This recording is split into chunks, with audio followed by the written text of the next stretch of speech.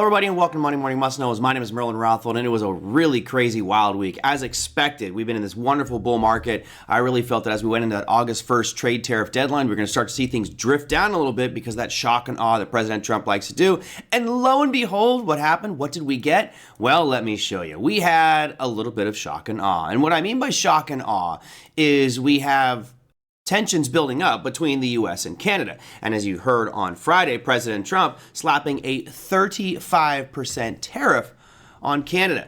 Now, that's just going to hopefully drive negotiations. At least that's what I believe Trump is intending. But it does create more uncertainty. And remember, the more variables that are unknown, the less likely Jerome Powell will lower rates at the next FOMC meeting. Of course, we saw he kept rates right where they're at, so no big change last week. Now, what does this mean for you and I going forward? It means more volatility. We saw Friday's session, a pretty ugly sell-off, one of the bigger down days we've seen in the S&P and NASDAQ in quite some time.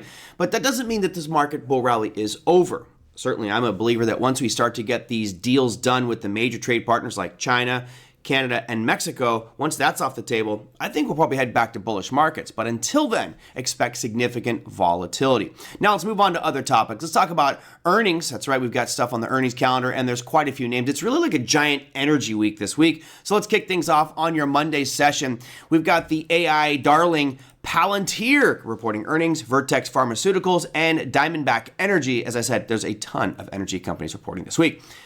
Moving on to Tuesday, you have AMD, Caterpillar, Amgen, Arista Networks, Pfizer, Duke Energy, and BP. Wednesday brings you Novo Nordisk, McDonald's, Disney, Uber, and Shopify. Thursday, you've got Eli Lilly, Toyota Motors, Gilead Pharmaceuticals, ConocoPhillips, and CEG, or Constellation Energy. And on Friday, there's nothing cooking for Friday, so a light week, at least from the tail end of it. So a lot of energy companies reporting, and that leaves us with one other piece of news. There's actually no major economic news coming out for the United States this week, other than unemployment claims on Thursday, but that's just normal. That always happens.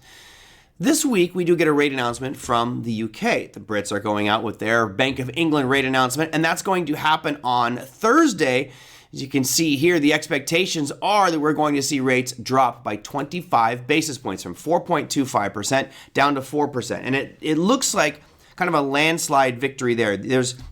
There's a thing called MPC bank rate votes, which basically says what are these 9 voting members thinking, raise, lower, or stay the same. Right now, it looks like 8 members are voting to lower rates, 1 saying stay the same. So looks like a continued rate cut situation over there for the UK. And of course, that puts pressure on the United States for our next meeting. And that, my friends, is your Monday Morning Must Knows. We will see you next week.